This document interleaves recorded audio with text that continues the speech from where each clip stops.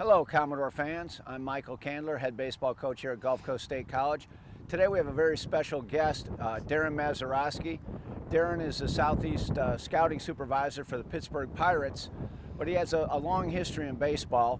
Today we're going to be talking about the art of turning double plays, and I think that, I think all baseball fans would agree that there's nothing more beautiful than a perfectly executed double play, and there's some intricacies to turning a double play that I think Maz will bring to the table. Darren's background as a player, he was a second baseman, played here at Gulf Coast, played at Louisiana Monroe, I think it was called Northeast Louisiana University at the time, went on and had a pro career with the Montreal Expos, long history of coaching, including 13 years as head baseball coach here at Gulf Coast, and then he got into the scouting world. But I think equally important to that was Maz's upbringing. His father is Bill Mazeroski, who to this day has still turned more double plays probably than anybody that's ever walked the face of the earth. He's a Major League Baseball Hall of Famer and generally regarded as the greatest defensive second baseman to ever play the position. So without any further ado, we're going to get started. Maz, kind of talk to us a little bit about some of these fundamentals. What's kind of the setup on the bag? What do you like to see a second baseman do? Well, if you can, if time allows, I would like to see a second baseman get to the bag early and get set and not get there so the fielder's not having to throw to a running target. So if you can get to the bag, get set, I've always found it best to get your left foot on top of the base and in a balanced position. Knees flexed, so if the throw's low, you don't have to reach down and try and catch the ball. So you start in a low position. If it's low, you're already there, and if it's a high throw, you can always come up with it. But just get to a firm, balanced foundation where you can react to wherever the ball takes you. So would you say the mistake of a lot of young players is they just don't get low enough? So maybe over-exaggerate how low they're going to get on the base to make sure they're low?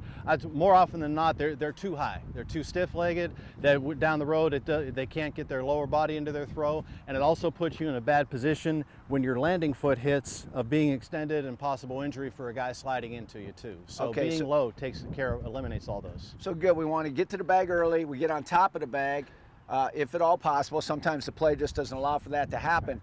Okay, now that we got a good setup, what's our next thing? How are we going to set our hands? Where do you want them? Do you want them in tight to the body, out extended? How, up, down? How does that work for you? Okay, once we get in our low position, I always prefer to see the hands out away from the body, facing the ball, squaring up to the ball wherever it is. So that way, when we talk about transfer, that gives your glove and throwing arm a little bit of chance to pick some extra momentum up. If the closer it's in, you catch it and your arm's going to have to do more work and it's going to be less quick and less efficient. So low set and hands out extended if you want your throwing hand underneath, side to side, wherever. But the biggest thing is to be sure that you're out and you've got two hands together instead of one hand.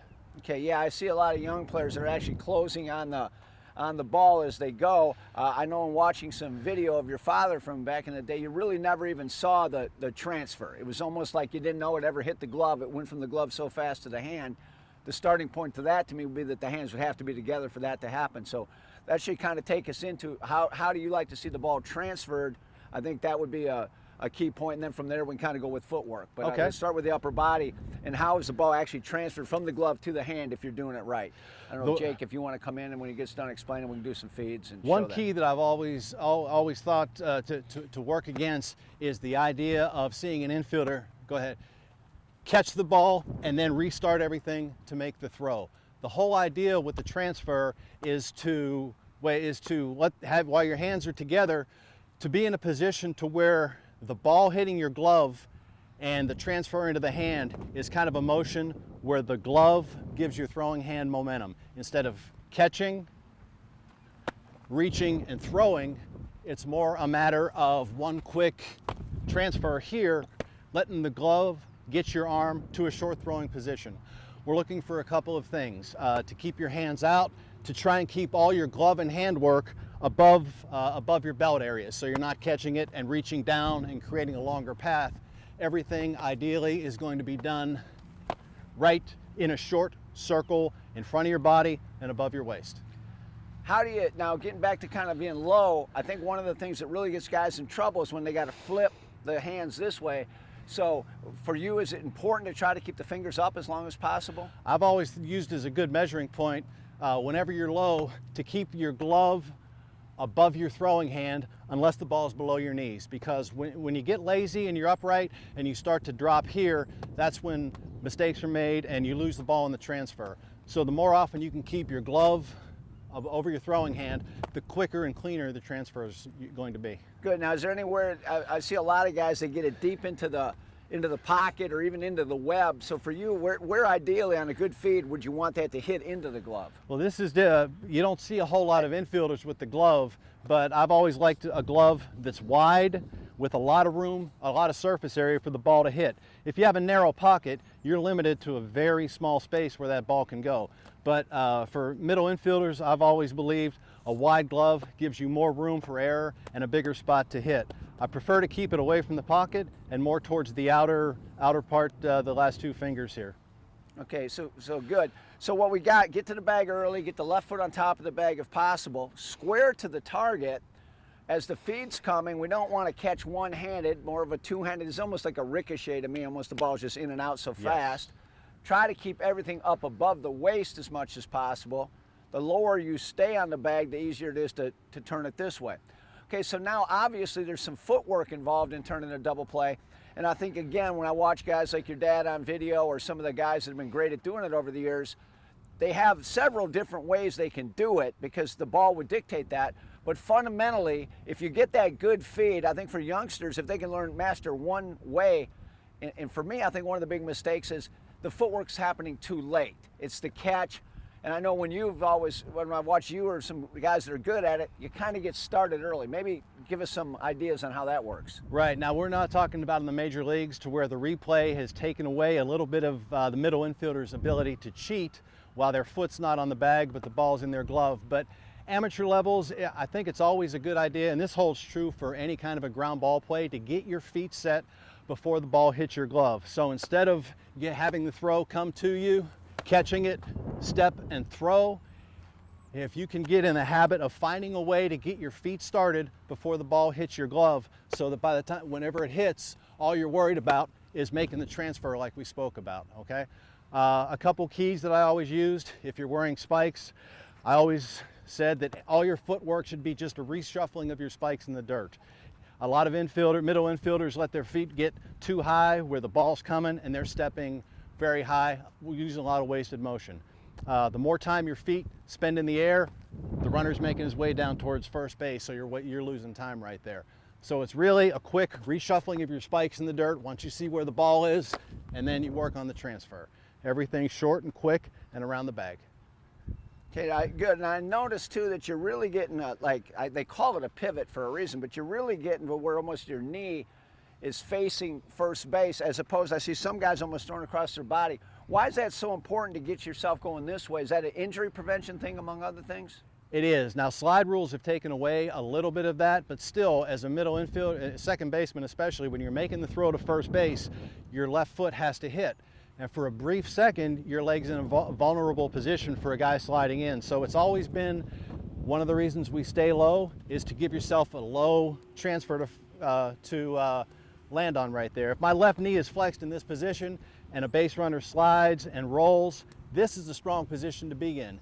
If he slides or rolls into me in this spot right here, my knee's vulnerable. There's a very good chance you can get hurt. So for that little bit of time while your knee is down, I always like to see that flex position to give him something hard in case he slides into I noticed in that you're starting low, but then you're staying low throughout the pivot. You're not starting low and then standing up. Starting low and then standing up to throw, which is another mistake. Another mistake that I see a lot of guys do. Okay, now, so we've gotten to the base, we've got our pivot. Let's talk about the actual throw, because you talked a little bit at the start about your glove starting the throw and kind of a shorter arm arc. Well, give us some keys to that, and it's almost a blind throw, so I imagine it's a little bit difficult to. Maybe there's just a lot of repetition that has to go to be able to find that target at first base.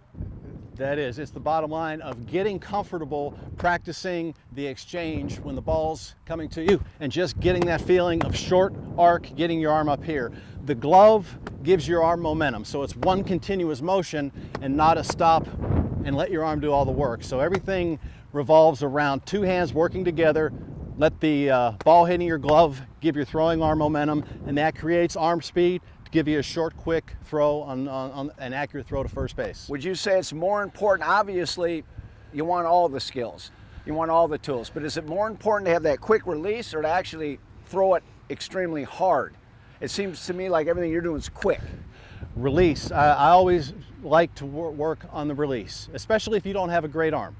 And as a young player, if you want to maximize what you have, your release can help your arm strength play up a little bit. So the quicker you can be, starting with your feet and your foundation, if they can get going before the ball hits your glove and you can get a clean exchange, then you can, it's like you have a very good throwing arm. Like I said, it helps the arm play up a little bit the quicker you are. I think that's just some really, really solid information on the double play. Really some high-level stuff there. As I've said before on some of these videos, there's two types of players. There's guys that are great athletes that find their way into the game because they're just so darn athletic that you got to find a place for them to play. But then there's guys that play baseball because they have advanced skill sets. To me, turning a double play is a skill set. If you're an infielder and you want to make somebody's ball club or get yourself in a lineup, it's a fantastic way to get in. Just the fact that you can separate by having better technique on turning a double play might be the reason that you're the starting second baseman versus the backup or a guy that they're having to move out of the middle infield. One of the most valuable commodities on the college level or the professional level is a skilled infielder that can actually stay in the middle of the diamond. I appreciate you guys paying attention. Hopefully you get out in the backyard, try some of this stuff with your dad or mom at home. It's good fundamental information. I appreciate Maz coming out to show us this stuff. And again, stay safe out there. Hopefully pretty soon we'll all be able to get back on the diamond and get some games going again. Until then, I think it's really important to get outside and to try to work some of these skills. Thank you.